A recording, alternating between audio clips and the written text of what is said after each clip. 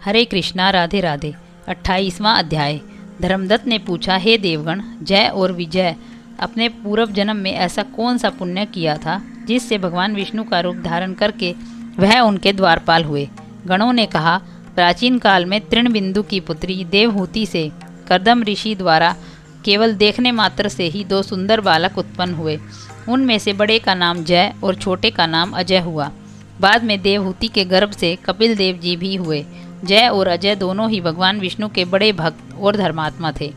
दोनों ही नित्य प्रति अष्टाक्षर मंत्र का जप करते थे और भगवान विष्णु का व्रत करते थे। भगवान भी इन दोनों भाइयों पर अत्यंत प्रसन्न थे और नित्य पूजा के समय इनको दर्शन दिया करते थे। एक समय राजा के निमंत्रण पर देवऋषि नारद गणों सहित राजा के यज्ञ में पधारे। उस यज्ञ में जय ने ब्रह्मा और अजय ने पुरोहित बनकर यज्ञ को संपूर्ण करवाया। यज्ञ की विधि पूर्वक समाप्ति हुई। मरुत राजा ने जय और अजय को बहुत सा धन दिया। वह दक्षिणा लेकर दोनों भाई अपने आश्रम में वापस आए। धन का बंटवारा करते समय दोनों भाइयों का आपस में झगड़ा हो गया। जय ने अजय से कहा कि धन के 2 बराबर बराबर भाग होने चाहिए। अजय ने कहा, नहीं, जितना धन जिसको मिला है उसका उतना ही धन होना चाहिए। तब जय ने क्रोध में भरकर अजय को श्राप दिया, तुम धन लेकर नहीं देना चाहते हो, इसलिए तुम ग्राह हो जाओ।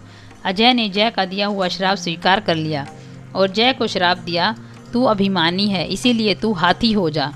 और जब नियम पूर्वक दोनों की पूजा के समय भगवान उनको दर्शन देने के लिए आए तो दोनों ने भगवान से श्राप मोचन का उपाय पूछा।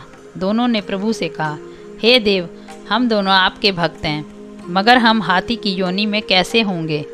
हे कृपा सागर, श्राप से हमारा उद्धार कीजिए। भगवान विष्णु ने कहा, मेरे भक्तों की वाणी भी कभी असत्य नहीं होगी। यमराज भी इसको अन्यथा नहीं कर सकते।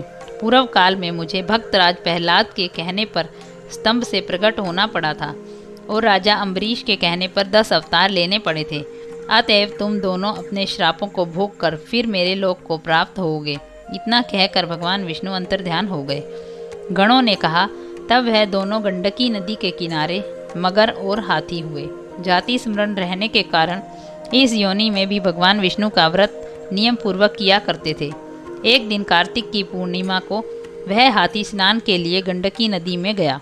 तब पिछले जन्म के श्राप स्मरण करके मगर ने हाथी को पकड़ लिया। मगर के पकड़े हुए हाथी ने भी भगवान विष्णु का स्मरण किया। फिर क्या था, तुरंत ही शंख चक्र गदा पद्मधारी भगवान ने अपने सुदर्शन चक्र द्वारा उन दोनों मगर और हाथी का उद्धार किया और उन दोनों को अपने जैसा रूप देकर भगवान उन्हें वैकुंठ में ले गए। उसी दिन से उस स्थान का नाम हरिय क्षेत्र प्रसिद्ध है। चक्र के आघात से वहाँ के पत्थरों में भी चिन्ह बने हुए हैं।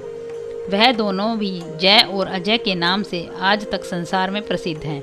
हे विप्र, आपने भगवान विष्णु के द्वारपालों के संबंध में जो प्रश्न किया था उसका विस्तृत उत्तर मैंने दे दिया है। इसीलिए हे द्विज, तुम भी ईर्ष्या और द्वेष को त्याग कर नित्य भगवान विष्णु का व्रत करो।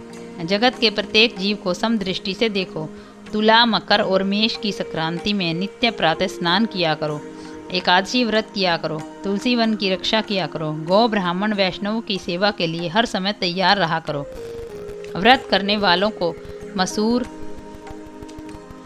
कांची, बैंगन के साग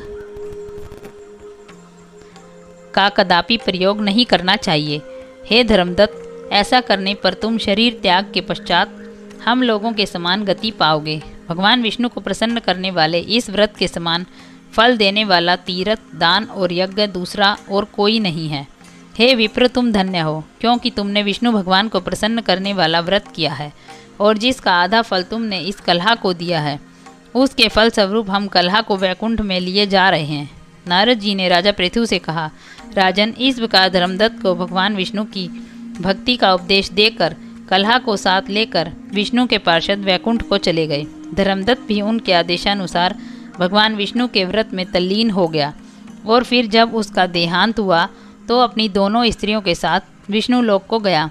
हे राजन, जो कोई भी प्राचीन काल के इस इतिहास को सुनता है और सुनाता है या पढ़ता है, वह अंत में विष्णु लोक को प्राप्त होता है।